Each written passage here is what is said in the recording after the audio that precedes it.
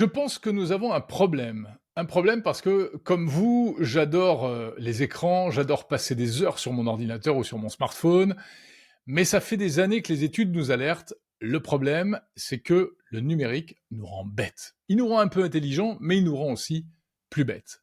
À force de scroller du matin au soir pour recevoir des petits shots de dopamine qui font du bien, en réalité, ça fait du mal, ça ramollit notre intelligence.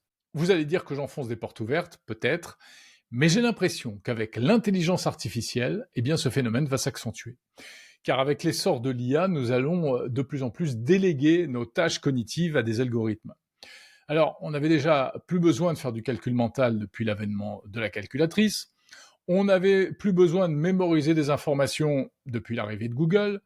Eh bien, on n'aura plus besoin maintenant de rédiger, ni de résumer, ni d'analyser des textes, car ChatGPT et tous ses amis peuvent faire ça très bien à notre place. Et ce déclin intellectuel a des conséquences concrètes, car moins d'attention, c'est plus de vulnérabilité face à la désinformation, par exemple.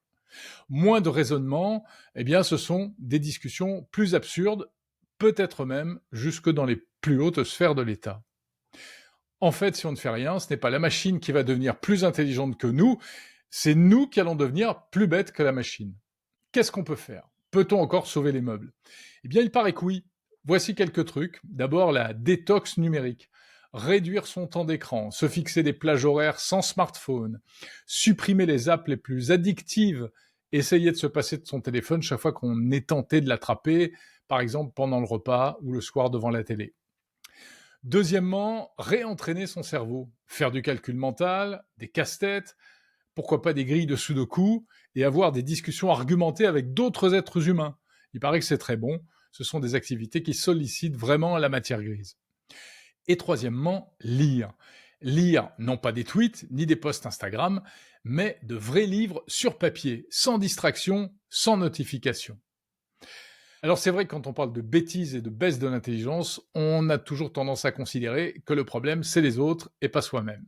Eh bien là, pas du tout. Je vous avoue que je me mets totalement dans le même sac.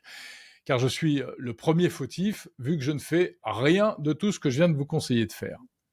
Pour tout dire, je ne pensais jamais tenir un tel discours. Mais en tout cas, vous, si vous avez écouté cette chronique jusqu'au bout, sans rien faire d'autre, eh bien bravo, parce que ça prouve que vous faites peut-être déjà partie de la résistance cognitive. Mais la question, c'est jusqu'à quand?